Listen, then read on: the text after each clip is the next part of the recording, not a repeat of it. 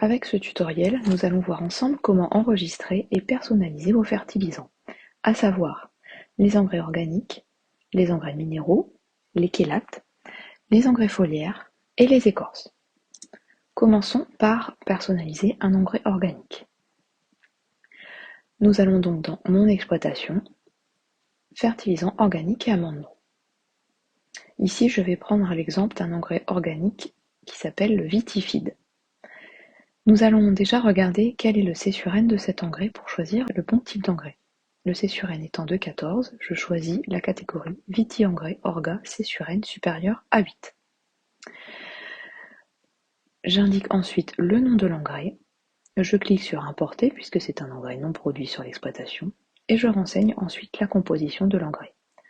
Attention aux unités. Ici, vous voyez que les unités sont indiquées en pourcents. Sur mes parcelles, ils sont indiqués en pour 1000. Il faut donc changer la virgule. Par exemple, pour l'azote à 2,1, vous devrez indiquer 21 pour 1000. Vous remplissez ensuite la fiche avec l'intégralité des infos dont vous disposez sur la fiche technique de l'engrais. Une fois que cela est terminé, vous cliquez sur Valider. Votre engrais est donc ajouté à votre liste d'engrais personnalisés. Maintenant, passons aux engrais minéraux. Nous allons changer de rubrique en choisissant fertilisant minéral et amendement.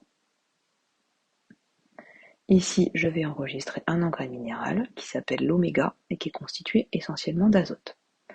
Dans engrais du référentiel, je vais choisir une catégorie qui est spécifique à la vigne et qui s'appelle Viti liquide ou Viti solide en fonction de votre engrais. J'indique ensuite le nom de l'engrais et je rentre sa composition en fonction de la fiche technique.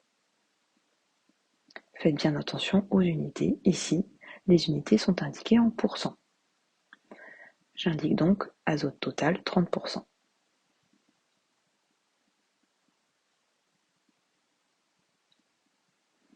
Puis je valide. Passons maintenant au chélate.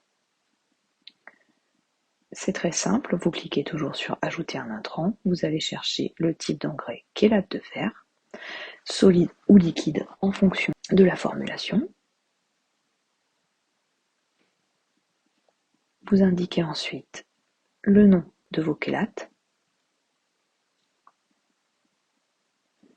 Par défaut, le taux de fer est enregistré à 6%, ce qui correspond à la plupart des chélates. Vous pouvez éventuellement le changer s'il ne s'agit pas de ce pourcentage.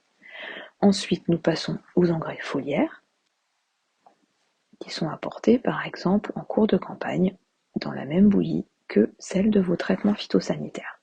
Je choisis la catégorie oligo-éléments solides ou liquides en fonction de la formulation. Ici, j'ai pris l'exemple de l'ultralgue et je renseigne la composition en fonction de la fiche technique de l'engrais.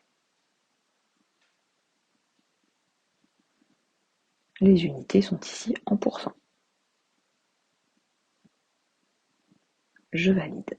Vous pourrez retrouver cet engrais foliaire en saisie d'intervention de traitement phytosanitaire, si vous voulez l'ajouter à votre bouillie.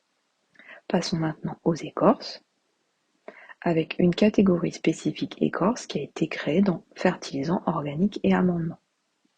Je clique sur Ajouter un intrant et je vais chercher ma rubrique Viti écorce.